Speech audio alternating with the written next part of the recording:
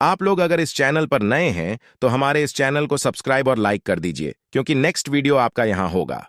डायन चुड़ैल की हिंदी कहानी। एक बहुत ही सुंदर गांव था। उस गांव में एक दादी माँ रहा करती थी, जिसकी उम्र तकरीबन 90 वर्ष की थी। गांव के सारे बच्चे रोज उसे कहानी सुनने की जिद किया करते थे, और वह सभी बच्चों को साथ में बैठाकर तरह तरह की कहानियां सुनाया करती थी। एक बार की बात है, एक लड़का दादी माँ से जिद करने लगता है कि मुझे आज डरावनी चुड़ैल की कहानियां सुननी है। लेकिन दादी माँ उन बच्चों को तो भूत की कहानी नहीं सुनाना चाहती। उन्हें लगता है कहीं बच्चों के मन में डर न भर जाए। लेकिन सभी बच्चे दादी माँ से जिद करने लगते हैं। तभी दादी माँ कहानी सुनाना शुरू करती है। एक जंगल में एक पहाड़ी थी। वहाँ एक डरावनी चुड़ैल रहा करती थी। उस पहाड़ी में एक छोटा सा खंडहर था। उसी खंडहर के अंदर चुड़ैल का खजाना छिपा था, जिसमें बहुत से रत्न, हीरे, मोती, जवाहरात और महिलाओं के बहुत से आभूषण भी थे।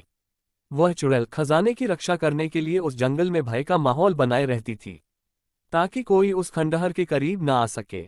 लेकिन एक दिन एक लकड़हारा लकड़ी काटने के लिए उस जंगल में प्रवेश कर गया और जलाव लकड़ी की तलाश में जंगल के मध्य भाग तक पहुंच गया, जहां उस चुड़ैल का खंडहर बना था। खंडहर के आसपास बहुत सी सूखी लकड़ियां पड़ी हुई थी। उसने सोचा कि इससे उत्तम जलाव लकड़ी तो कोई हो ही नहीं सकती, जो पूरी तरह सूखी हुई थी। वह लकड़हारा खंडहर की सीढ़ियों से लकड़ियां इकट्ठा करता हुआ आगे बढ़ता गया।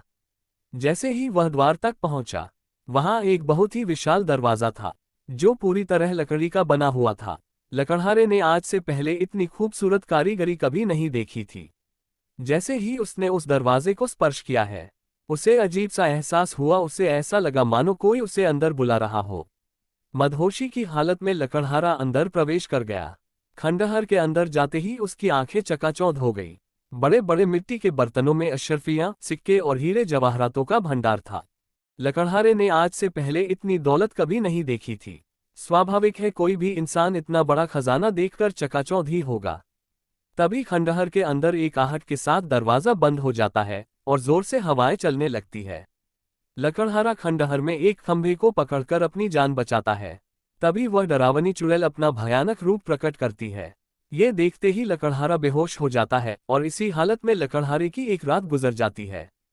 और जब लकड़हारे को होश आता है तो वहां चारों तरफ केवल पेड़ ही पेड़ दिखाई देते हैं।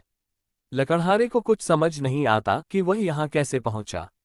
लकड़हारा अपने कुर्ते की जेब में हाथ डालता है तो उसे एक सोने का सिक्का मिलता है। वह ये देखकर बहुत प्रसन्न हो जाता है। वह सोचता है उसकी जान बच गई और उसे इतना बड़ा सिक्का भी मिल गया, जिससे उसका खर्चा तो चल ही जाएगा।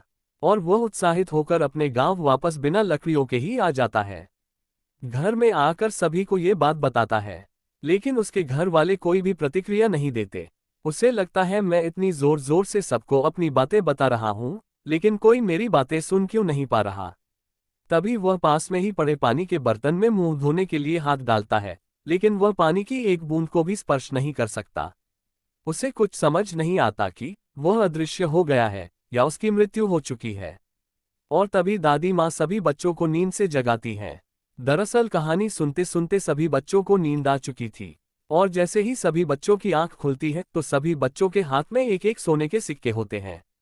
और वह बच्चा जिसने दादी माँ से कहानी सुनने की जिद की थी, वह गायब हो चुका होता है। दादी माँ चारों तरफ उसकी तलाश करती है, लेकिन वह कहीं नहीं दिखाई देता। सभी बच्चे सोचते हैं आखिर वो गया कहाँ, लेकिन वह बच्चा हमेशा के लिए गायब हो जाता है और कहानी यहीं पर खत्म हो जाता है।